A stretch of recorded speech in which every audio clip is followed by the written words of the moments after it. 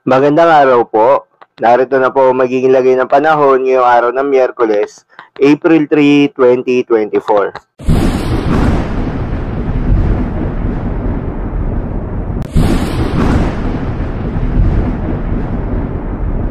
Sa kasalukuyan na tayo sa Pag-asa, itong ridge ng high pressure area ay nag-e-extend sa eastern section ng northern at central Luzon.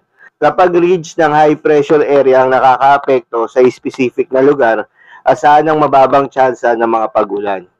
Magandang balita naman dahil ayon sa Pag-asa ay walang binabantayan na low pressure area o bagyo sa loob at labas ng ating Philippine Area of Responsibility na maaaring makaapekto sa ating bansa.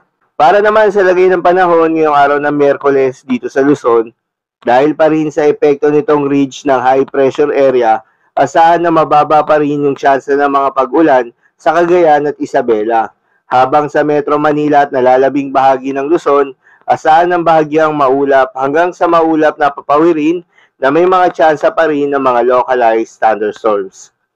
Para naman sa Visayas at Mindanao, asahan rin sa buong Kabisayaan at Mindanao ang bahagyang maulap hanggang sa maulap na papawirin na may mga tsansa rin ng mga localized thunderstorms.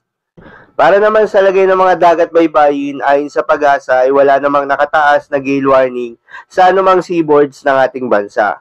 Kaya naman malayang makakapamalaot yung mga kababayan nating mangingisda at yung may mga maliliit na sasakyang pandagat dahil inaasahan ng banayad hanggang sa katamtaman ng mga pag-alon.